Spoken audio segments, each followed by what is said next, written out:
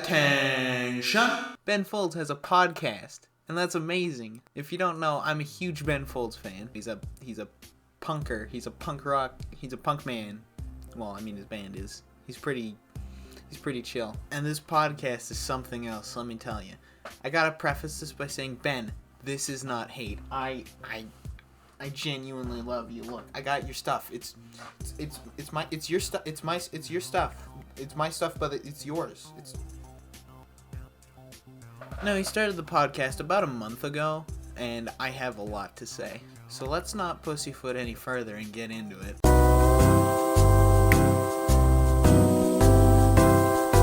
Alright, the description says, today he talked to anthropologist Augustine Fuentes about the role of creativity in our evolution and survival, how society causes writer's block, and the time a macaque monkey stole Ben's glasses. This episode is pretty basic. To be fair, it is the first episode, and the first episode tends to be rough. I think it's a pretty good first episode. He brings on an anthropologist, which is a great first guest to talk about creativity, because anthropology is just the study of man.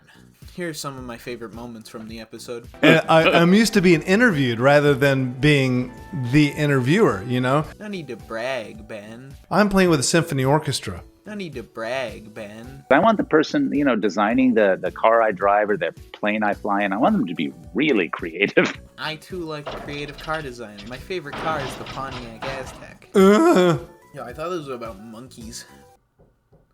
Oh, God. No, come on.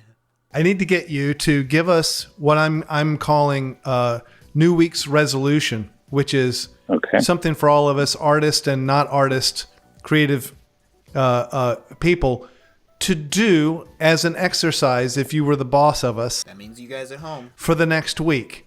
Any kind of exercise that we can actually do that might jiggle the brain in such a way to help enhance creativity. What would you give the class? The first part, step back, to stop and see how amazing everything you're doing with your hands, your mind, your thoughts, your learning. Just take a second, right? Even if it's just making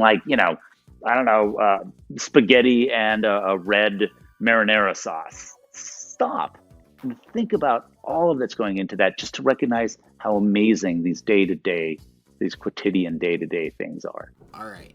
So appreciate the pizza bite you make in the morning. Stop and look at an animal. Look at a non-human animal just for 3 minutes. Just watch it. Don't think, right? Try not to interpret anything. Just hang with it. Oh, interesting. And watch the neighbor's cat. Make sure you're writing this down. So after my conversation with Augustine, I had him send me a voicemail to turn into a song. And he sent me a song that an orangutan that he had worked with for years, named Nancy, used to sing. Ben Folds made a monkey song. Okay, you guys should really go check out this fucking episode. So yeah, all in all, pretty simple episode. They talk about honing creativity and finding it in places you wouldn't think to find it, which sounds to me like an excuse to play with my food instead of eat it. All in all, I give this episode 8 out of 10 bricks. Now that you have a bit of insight onto how Ben is running this podcast, let's talk about the episode I really want to talk about. You thought my coverage of the last episode was bad? That's because my priorities were elsewhere. Alright, this is the 4th episode. Ben's guest for this week is Marianne Williamson.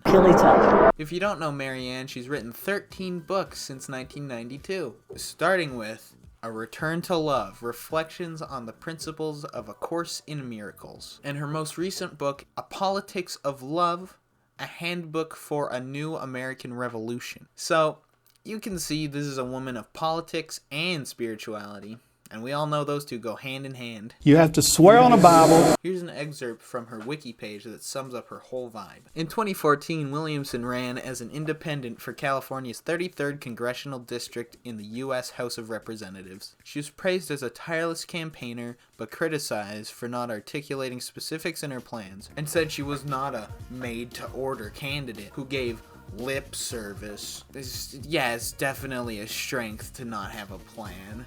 It's definitely a strength to not explain your ideas to the people you want to serve. That'll get you far. She also ran for president in 2020. This woman who is not even slightly qualified to be president. But to this fact, she says not having held office before is in part what makes her uniquely qualified.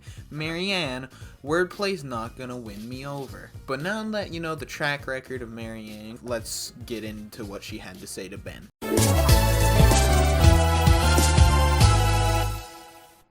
Okay, the description for this one says, today we spoke with Marianne Williamson, the author of 13 books and counting.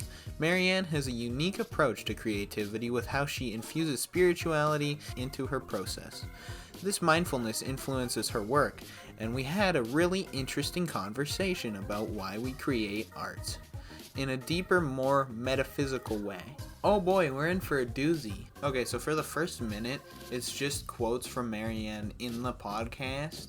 And this shit sounds like something you'd read out of a newspaper horoscope section. Your waking hours should be more dreamy, and your sleeping hours should be more wakeful. 13 books.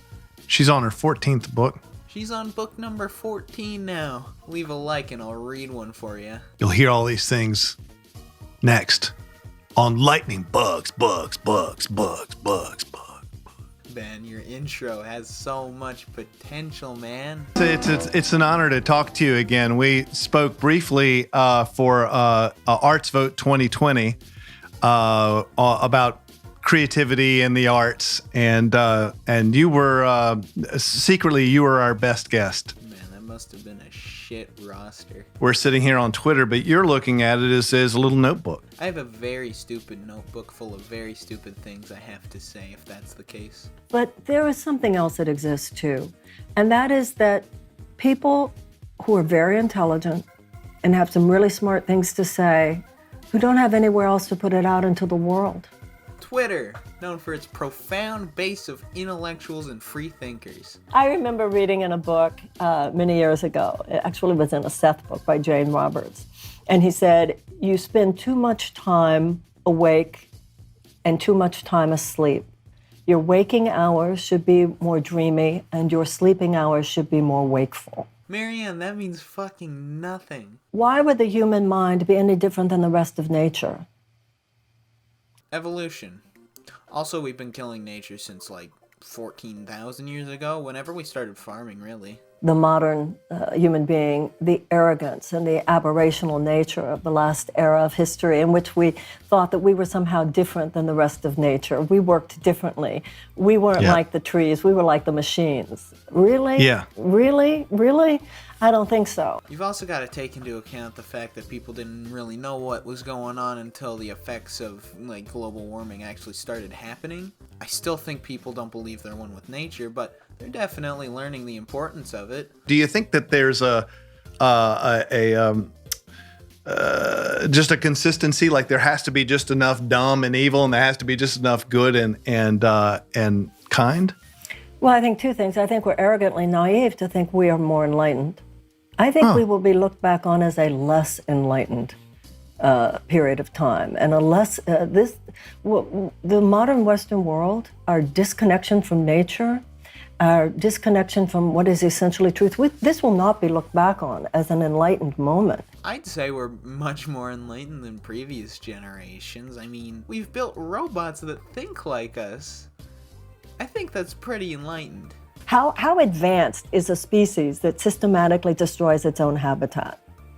Yeah. How advanced is a species that spends much more of its resources on ways to kill each other than ways to heal each other? We might not be focusing on long-term problems very prominently, but we're not fucking savages. Any person who in their individuation process, and any generation in its individuation process, sees what came before, says, where do I like it? Where is it good? Where do I want to build on that?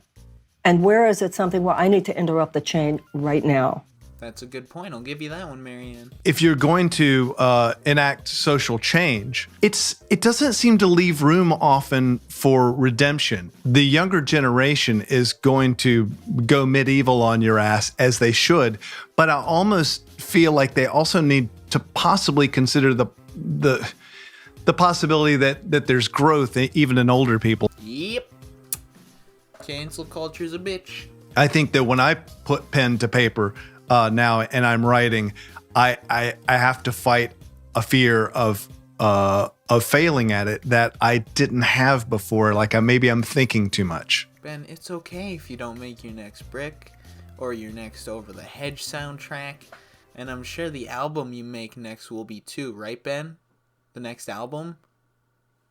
That's coming out soon, right? You're not putting it to the side so you can make this podcast, right? Right, Ben? Please, Ben? Please? Nature is never in a rut. Except for when droughts happen, floods happen, viral epidemics, new apex predators introduced to the ecosystem, or a vital organism is removed, and then it's in a rut for a while. Doing something, so far I'm calling it New Week's Resolution, which is just creative thinkers on the podcast, giving us all a little resolution or an exercise creatively to do for the week. It could be read a little bit of poetry or anything. I have a feeling you might have something for us. In order for the human race to survive and thrive, I think for another 100 years, we need to now create the largest social, spiritual, and political revolution in the history of the world. Well, in that case, we're fucked. Until old, out-of-touch white dudes stop running everything, and people stop being complicit in this liberal versus conservative mindset, like it's Xbox versus PlayStation or something, nothing's gonna change. That's what she came up with. You got a melody for me? No, that would be your part. Yeah, but does anything just come out of the ether? Only love is real. No, because then you're going back to my fear of if I could just see it going viral. Just sing the line, Marianne. Sing the line. Okay, so that's basically the whole episode I wanted to cover. I left quite a bit out so you could go check it out yourself. I did want to keep it pretty succinct, so I hope you enjoyed. And again, Ben is an excellent musician. And yeah, this has been my video. Have a good day.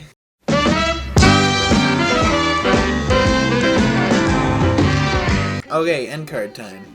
Ranking the Lightning Bugs podcast songs from worst to best. So at number 4, we've got Hemiola featuring Caleb Teicher. Number 3 is All Day, All Night featuring John Batiste. It's the longest one. Number 2 is Only Love Is Real featuring Marianne Williamson. It's so high because it's Marianne. And number 1, you guessed it, it's Nancy featuring Augustine. 10 out of 10. Junction, what's your function? I'm going to get you